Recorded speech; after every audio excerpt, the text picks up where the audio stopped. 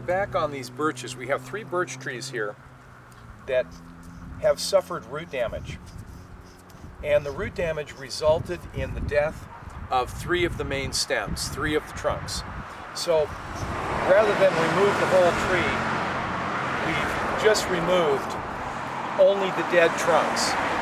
This is an experiment really to see if our orange oil beeswax can slow down decay enough to keep this tree alive. Arboriculturally, this would be considered a death cut to remove 2 of the 3 codominant leaders and expect that the tree can survive, which normally it would not.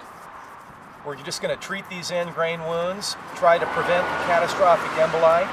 We don't want the tree to get a gasp of air in the vascular system, lose photosynthetic prime, and die. So we're treating these end grains to slow down that catastrophic emboli and see if the tree will continue with these horrendous cuts.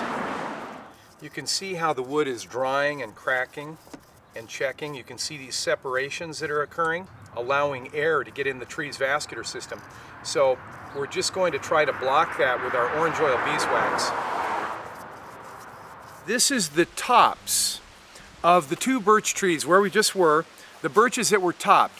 These were about over 20 feet up, maybe 25 feet from the ground. This was the terminal cut that was made to the birch.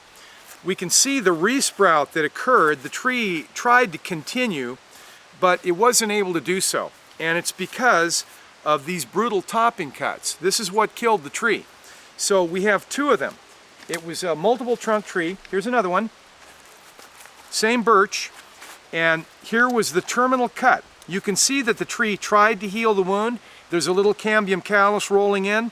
Wasn't able to do the job. Wasn't able to stay alive. So the tree was killed by this cut, which was made perhaps 10 years ago. So we're going to split this down the center to have a look inside. You can see how the tree tried to compartmentalize. We've got our decayed wood down the center of the stem.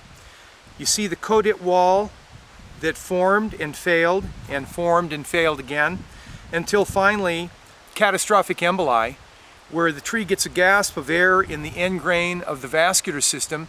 The tree loses photosynthetic prime, cannot transport water to the top of the tree, and the tree simply desiccates and dies. You can see the tree's response to the injury, the big topping cut that was made, and the tree's struggle to reassert itself with small shoots coming off, trying to recover a new leader. These topping cuts killed this tree. This tree was devalued to 0 by 1 bad cut. This is the 2nd trunk. Same tree, the 2nd leader, it also died. And when we open it up and we look inside, we see the decay, how the wood has gone pithy and rotted way down into the main stem. We can see the tree's attempt to wall off the decay and the disease. These are compartmentalization walls that have formed and failed.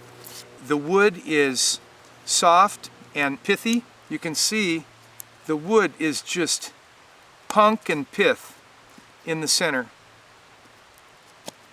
You can see how that has simply rotted away. Here's our topping cut. Here's our rot. This cut killed that tree. Even though the tree tried to recover itself. This is what we would call the death cut when something like this is done to a birch tree.